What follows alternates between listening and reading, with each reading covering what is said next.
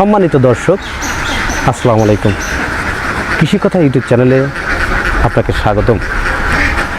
আজ আমি আসছি টাঙ্গাইল সদর বাসা খানপুর জামাইপাড়া রেজাউলের ভাইয়ের হাঁসের খামার অ্যান্ড হ্যাচারিতে। তিনি এখান থেকে বাচ্চা উৎপাদন করেন এবং বাচ্চাগুলো ব্রিডিং করার পরে সেই বাচ্চাগুলো বিক্রি করে থাকেন। উনি কী ধরনের বাচ্চা বিক্রি করেন এবং কোন বয়সে হাঁসগুলো বিক্রি করেন সেই কথাগুলো শুনবো সেই খামারির কাছ থেকে বা হ্যাচারি মালিকের কাছ থেকে।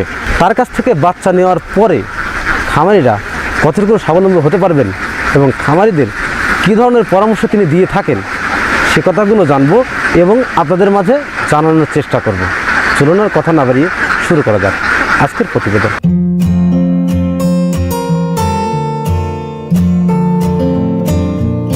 আসসালামু আলাইকুম ভাই। ওয়ালাইকুম আসসালাম। ভালো আছেন ভাই? মাশাআল্লাহ ভালো। আপনার নাম কি ভাই? আমার নাম মোহাম্মদ রেজাউল করিম। রেজাউল করিম। আপনার গ্রামের বাড়িটা কোথায়? আমার গ্রামের বাড়ি বাসা খানপুর জামাইপাড়া। এই যে হাঁস পালন করা বা হ্যাচারির সাথে আপনি কতদিন সম্পৃক্ত আছেন? আমি এখানে 2 বছরের উপরে সম্পৃক্ত আছি। 2 বছরের উপরে আছি। আচ্ছা, এই পেশার আগে আপনি কি পেশার সাথে জড়িত ছিলেন? এই পেশার আগে আমি আমার হোটেল আছে, ভাতের হোটেল, আমি ওই পেশার সাথে জড়িত ছিলেন? জি। মানে ওইটার পাশাপাশি আমি এই ফার্ম এন্ড হ্যাচারি করছি। ফার্মের হ্যাচারি করছেন? জি। আচ্ছা, আপনি হ্যাচারি আগে করছেন না ফার্মটা আগে করছেন? আমি ফার্মটা আগে করছি, হ্যাচারিটা পরে করছি। আচ্ছা, আপনি তো হুট করে হ্যাচারিটা করতে পারেন, আপনি ফার্ম কেন করার পরে হ্যাচারি করছেন? হ্যাঁ, এই সুন্দর কথাই বলছেন। আমি ফার্মটা আগে করছি, আমি বাচ্চা আনছি, বাচ্চার থেকে বড় হাঁস তৈরি করছি। বড় হাঁস তৈরি করে ডিমটা যখন আপনার আইসা পড়ছে তখন এই ডিমটা মনে করেন বিক্রি করা খুব ঝামেলা। পরে এইটা একটা পদক্ষেপ নিয়েছে যে ঠিক আছে, ডিমটা না বিক্রি করে ডিমটা কিভাবে কি করা যায়। পরে আমি হ্যাচারি করলাম, আমার এই ডিম থেকে এখন আমি বাচ্চা উৎপাদন করতে পারি। জি। মানে আগে খামার করছেন? হ্যাঁ, খামার করে লাভবান হয়েছি। হ্যাঁ। এখান থেকে পরবর্তীতে ডিম মনে করছেন একটু ব্যথা ঝামেলা দেখে আপনি হ্যাচারি করছেন। হ্যাচারি করছি। সেখান থেকে আপনি বাচ্চা উৎপাদন করেন।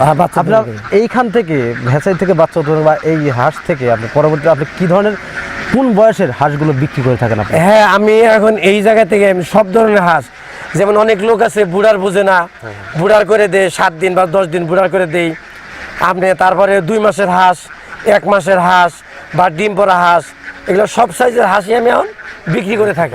সব সাইজের হাঁস আমার কাছে আছে। মানে যে তা চায় আর কি। হ্যাঁ, সেইটাই যে টাইপের হাঁস চাই আমি ওই টাইপের হাঁসই এখন সেল করে থাকি। আচ্ছা, আপনাকে তো এই সেল করার পূর্বে যারা বাচ্চা অর্ডার করবে বা বাচ্চা অর্ডার করে কেউ ব্রিডিং করতে পারছে না বা আপনাকে বলছে ভাই ব্রিডিং করে দেন, হ্যাঁ, সেক্ষেত্রে আপনাকে কি পরিমাণ খরচ দেন তাদের কাছ থেকে আপনি? হ্যাঁ, ওইটা মনে করেন যে ব্রিডিংটা যদি করে দেই অবশ্যই তো একটা খরচ আছে। অবশ্যই খরচ আছে। আপনার ওষুধের দরকার আছে, আপনার স্যালাইন লাগে, খাবারের দরকার আছে। এখানে পার পিস আপনি পার পিস 4-5 টাকা যায় আর কি। খরচ বুঝে আর কি। বুঝতে পারছি। যেমন ওয়েদারটা যদি কঠিন থাকে তাহলে একটু খরচ বেশি পড়বো, একটু আপনি ওয়েদারটা যদি একটু ঠান্ডা থাকে একটু খরচ কম পড়বো, ওই অনুপাতেই আপনি খরচটা বহন করি। একদিনের বাচ্চা তো বিক্রি করেন, তাছাড়া বড় হাঁসও তো বিক্রি করেন। হ্যাঁ, যেমন ধরেন 1 মাস, 1.5 মাস বা 2 মাস। 1 মাসের হাঁস আপনারা কয় টাকা করে দাম নেন পার পিস? আমরা 1 মাসের হাঁস ওটা আপনার মনে করেন 200 নিচে বা 200 এরকম। 200 নিচে 200। হ্যাঁ, মানে 1.5 মাস বা 2 মাসের হাঁস কত টাকা? 2 মাসের হাঁস 200। মানে 1 মাস 1.5 মাস বেশি ডিস্টেন্স হয় না? ডিস্টেন্স হয় না বেশি। হ্যাঁ, বা 4 মাসের হাঁস আপনার কত? 4 মাসের হাঁসটা নিছিল 250 টাকা পার পিস। অরিজিনাল খাকি ক্যাম্বেল যেটা, সব হাঁস এক সাইজের যাবে। যাই হোক, আপনি তো খাকি ক্যাম্বেল চেনেন। জি। হ্যাঁ, আপনার কাছে যারা হাঁস ক্রয় করবে তারা কিন্তু খাকি ক্যাম্বেল চেনে না। আপনি আমাদের বলবেন বা ভিউয়ারদের উদ্দেশ্য করে বলবেন খাকি ক্যাম্বেল হাঁস কিভাবে চিনবে বড় হলে? খাকি ক্যাম্বেল হাঁসটা চিনার একমাত্র উপায়, সবগুলো হাঁসই সেম এক কালার হবে, এক টাইপের হবে। ওটা ছোট হবে না, বাটো হবে না, সব এক সেম। যখন এক সেম হবে তখনই বোঝা যাবে এটা খাকি ক্যাম্বেল। তারপর ডিমের প্রোডাকশন এই আমরা 5 মাস 5.5 মাসে ডিমে একবারে আইসা পড়বো, তখন বুঝুন যে না এটা 100% খাকি ক্যাম্বেল আছে। আচ্ছা, আমি আর একটা কথা জিজ্ঞেস করতে চাচ্ছি ভাই, মানুষ কেন খাকি ক্যাম্বেল বা জিনডিং হাঁস দিয়ে খামার করেন? হ্যাঁ, খুব সুন্দর একটা কথা বলছেন। খাকি ক্যাম্বেল আর জেনিং হাঁসটা হইলো আমাদের বাংলাদেশের জন্য খুব পারফেক্ট একটা ওয়েদারের সাথে ম্যাচ করা। এই ম্যাচ করার বিধয়ই দেখা যায় রোগ বালার সংখ্যাটাও কম আর ডিমের পরিমাণটা অত্যাধিক বেশি।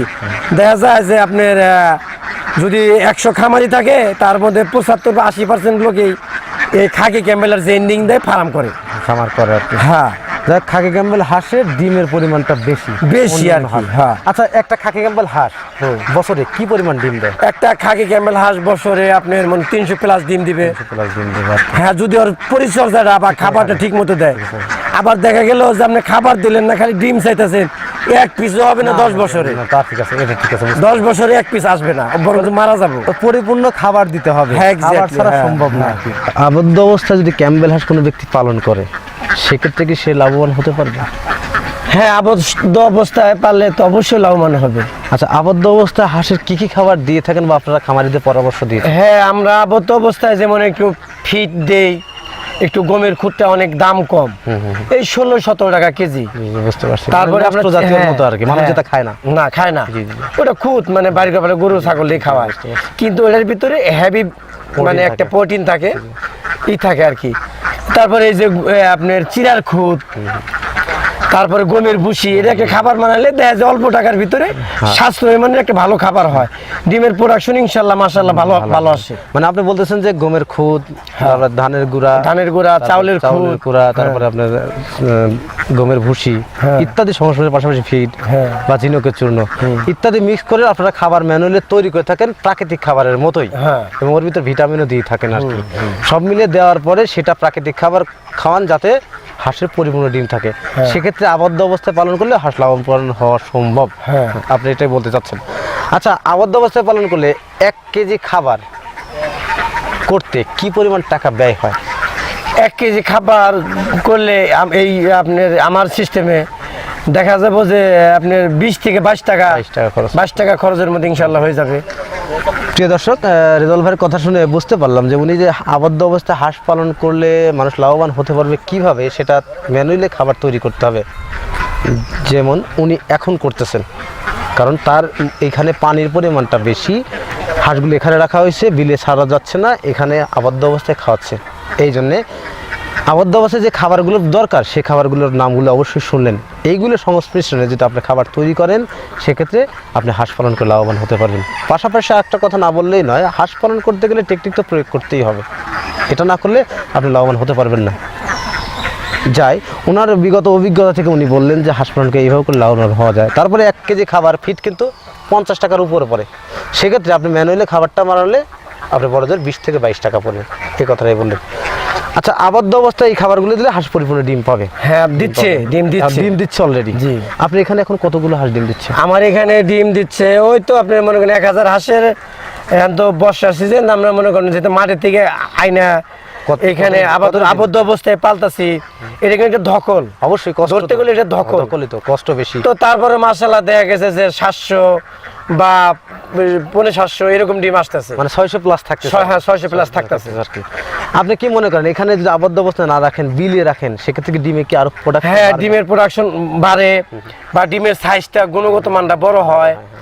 তারপরে 1000 বললাম, 1000 হাঁসি তো মনে করেন মাইগে না, না না কিছু আছে মর্দা হাঁস আছে, বুঝতে পারছি। এই মর্দা হাঁসগুলো তো ডিম দিব না, অবশ্যই অবশ্যই এটা তাহলে ওটা তো হিসাবে দন যাবে না। আমার মনে করেন 1000-এর ভিতরে আপনার 1-150 বাদ দেয়া ওই আপনার 800 850 ধরতে হবে। এখানে পুরুষ কতগুলো আছে আপনার? পুরুষ আছে এখানে মনে করেন যেন 10টা, একটা দিয়ে রাখি, আমরা একটু যাতে হ্যাচারি করি আমরা আবার একটু বেশি দিয়ে থাকি, বুঝতে পারছি। যেমন শতকরা 2টা বেশি দিয়ে থাকি, মানে 12 টাকা দেওয়া আছে? হ্যাঁ 12 টাকা দেওয়া আছে। আচ্ছা এই যে 12 টাকা পুরুষ দিচ্ছেন, আপনি কি কারণে পুরুষ দিচ্ছেন? হ্যাঁ, এই এটা একটা খরচ আছে কিন্তু ভাই। হ্যাঁ, একটা খরচ আছে, আবার এই দিকে খরচ আছে, আবার আরেক দিকে লাভও আছে। যেমন লাভটা কোন দিকে? হ্যাঁ, লাভটা হলো আপনার যদি এখানে 2টা পুরুষ বেশি থাকে তাহলে আমি যে ডিমের থেকে বাচ্চাটা তৈরি করি ওটা রেজাল্টটা ভালো আসে, মানে বুরুনটা ভালো আসে।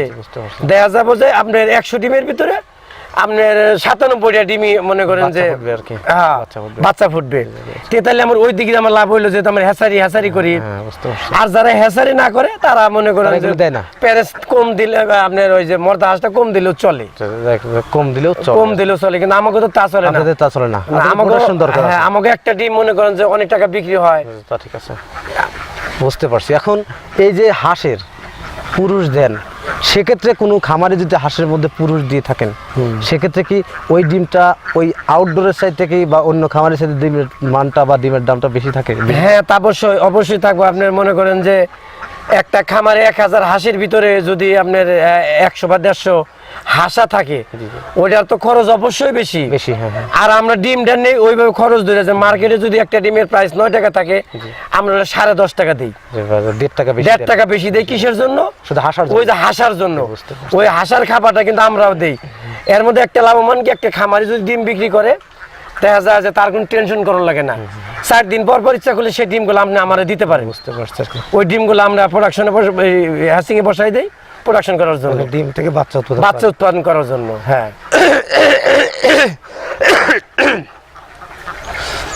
আচ্ছা, এই যে বাজারে যে লোকালে ডিম বিক্রি হয়, এই ডিম আর আপনার ডিমের ডিস্টেন্স আছে। এই ডিমটা আপনার হ্যাচিং এর জন্য করেন, আর ওই ডিমটা লোকালে মানুষ খেয়ে থাকে সিদ্ধ করে আর কি। আপনি যে এই যে বাজারে যারা যাদের হাঁসের খামার, যাদের খামার লোকালে খামার আছে, যারা হাঁসা দিয়ে থাকেন, তারা যদি হাঁসা দেয়, তারা বাজারে বিক্রি করে না, জাস্ট আপনাদের মতো হ্যাচারি মালিক যারা তাদের কাছে বিক্রি করে। হ্যাঁ, তাহলে মানটা একটু বেশি বা দামটা একটু বেশি পাবে। এক্ষেত্রে খামারিরা লাভবান হতে পারে। আচ্ছা, আপনি তো হ্যাচারি করছেন, হ্যাচারি থেকে বাচ্চা বোর্ডিং করে থাকেন, বাচ্চা বোর্ডিং করে ওই বাচ্চা বড় করে বিক্রি করেন। হ্যাঁ, আপনি এখানে কয় দিনের বাচ্চা থেকে শুরু করে কয় দিন পর্যন্ত বাচ্চা হাঁস পাওয়া যায়? হ্যাঁ, আমরা একবারে একদিনের 0 বাচ্চা থেকে আরম্ভ করে ডিম পাড়া পর্যন্ত হাঁস আমরা বিক্রি করে থাকি। অনেক লোক আছে বুডিং এর ক্ষেত্রে বুডিং বোঝে না, তাপমাত্রা বোঝে না, বা খাবার কিভাবে দেব সেটা বোঝে না, পানিটা কিভাবে দিব সেভাবে বোঝে না, সিস্টেমটা বোঝে না। মোট কথা বুডিং সিস্টেম সে বোঝে না। এই ক্ষেত্রে যদি সে আমার কাছে বুডিং করে নিতে চায় বাচ্চা, আমি তার বুডিং করেও দিতে পারবো। বুঝতে পারছি। আপনি মানে একদিন থেকে শুরু করে ডিম পাড়া, হ্যাঁ, ডিম পাড়া পর্যন্ত আমরা দিতে পারবো। আচ্ছা, যদি 2 মাসের হাঁস আপনার কাছ থেকে অর্ডার করে, তখন কয় টাকা দাম নিয়ে থাকেন? একটা 2000, আপনি 2 মাসে যে হাঁসগুলো আছে এগুলা যদি নিয়ে থাকে আমরা 200 নিচেই নেই আর কি। মানে 180 থেকে 200 টাকা। হ্যাঁ, 200 টাকা। 4 মাসের বা 4.5 মাস, 4 মাসে ওগুলা মনে করো 250 টাকা। এখনকার সিজনে না, ওই যখন পানি টান দেবে তখন? হ্যাঁ, এখন একটু হাঁসের দামটা কম। কেন কম? কমটা হইলো চতুর্দিকে পানি, বন্যা, হাঁস অনেকজনে রাখবো, এই রাখার স্থানটা অনেক লোকের নাই আর কি। সেই জন্য হাঁসের মূল্যটা বর্তমানে কম আর কি। অনেক সময় চৈত মাসের দিকে তখন তো হাঁসটা চাহিদা বেশি থাকে, মানে যে বিল নাল খালা বিলের খাবারগুলো পায়। এখন তো খাবারগুলো নাই, আবদ্ধ অবস্থায় পালা গেছে, এই জন্য একটু কম। অনেক সময় ক্ষেত্রে তো অনেক কম বেশি হতে পারে, মানে সেটা আপনাদের সাথে কথাবার্তা বলে তখন ওটা ক্রয় বিক্রয় করা চলে। আপনারা খামারিদের কোন হাঁস দিয়ে খামার করার পরামর্শ দিয়ে থাকেন? আমরা খামারির পরামর্শ দেই খাকি ক্যাম্পেল জাতের হাঁস দেয় করা হলে সবচেয়ে বেটার। এই হাঁসটা অনেক ভালো উন্নত জাতের একটা হাঁস। আপনার এখানে তো 12 মাসই হাঁস পাওয়া যায়। হ্যাঁ, আমার এখানে 12 মাসই পাওয়া যায়। আপনি তো হ্যাচিংও 12 মাসই করে থাকেন, হ্যাঁ, সেখান থেকে বাচ্চা উৎপাদন করেন। তো আপনি এই যে হাঁসগুলো যে দিলেন, এই হাঁসগুলো যখন 4 মাসের হাঁসগুলো দেন, এর যে টিকা বা ভ্যাকসিন বলা হয়, ভ্যাকসিনগুলো করা থাকে, ভ্যাকসিনগুলো কমপ্লিট করা থাকে? হ্যাঁ, আমরা ভ্যাকসিন যদি দিয়ে থাকি সেটা বলি যে ভ্যাকসিন করা আছে, আর না দিয়ে তাহলে সেটা আপনি বইলা দিয়ে যে ভাই ভ্যাকসিনটা করে নিন, ভ্যাকসিনটা দেওয়া নাই। বুঝতে পারছি। আপনারা কয়টা ভ্যাকসিন দিয়ে থাকেন? আমরা ভ্যাকসিন দেই হলো 4টা। কি কি ভ্যাকসিন দেন? 4টা। একটা দেই হলো ডাক প্লে। ডাক প্লে প্রথম দিই 21 দিনের থেকে 24 দিনের মধ্যে। আরেকটা ভ্যাকসিন করে থাকে 15 দিন পরে, ওটা বুস্টার ডোজ বলে। আপনারা 4টে ভ্যাকসিন করে থাকেন, ডাক প্লে, ডাক কলেরা, বুস্টার ডোজ এবং ডাক কলেরা বুস্টার ডোজ করে থাকেন। আপনারা যেসব খামারিরা খামার করবেন তারা যদি এই হাঁসের পালন করে এই কথাগুলো বলে দেন যে ভাই বুস্টার ডোজ করা আছে বা ডাক প্লে ভ্যাকসিন করা আছে, কোনো সমস্যা নাই। তারপরে ওই খামারির কাছে যাওয়ার পরে কয়দিন পর আবার ভ্যাকসিন করতে হয় ডাক কলেরা? হ্যাঁ, এটা আপনি 3 মাস থেকে 4 মাসের মধ্যে সে ভ্যাকসিন করলে স্বাস্থ্য সুস্থ সবল থাকে, ভালো থাকে, রোগ জীবন হওয়ার চিন্তা ভাবনা যদি পরিবেশটা ভালো থাকে। আর আরেকটা বিষয় আছে, আপনি হাঁসের ভ্যাকসিন দিলেন, সবকিছু ওষুধ খাওয়ালেন, কিন্তু আপনার পরিবেশটা ভালো নাই, ঘরের ভিতরে গ্যাস, আপনার কোনো ওষুধে কাজ করবে না। পরিবেশটাকে ভালো করতে হবে, তারপরে হলো মেডিসিন। আবদ্ধ অবস্থায় হাঁস পালন করলে মানুষের তো পরামর্শ করে থাকে বা বিভিন্ন পরামর্শ আপনারা নিয়ে থাকেন। হ্যাঁ, এই আবদ্ধ অবস্থায় হাঁস পালন করলে যে বিলে একটা পানি থাকে, সেক্ষেত্রে আবদ্ধ অবস্থায় যে নর্দমা থাকে, আসলে নর্দমার মধ্যে পানির ভিতরে যদি হাঁস রাখা হয় সেক্ষেত্রে হাঁসের কি সমস্যা হতে পারে, বা ঘোলা পানি, নষ্ট পানিতে যদি রাখা হয়? হ্যাঁ, গোলা পানিতে রাখলে আপনার অবশ্যই হাঁসের সমস্যা হয়।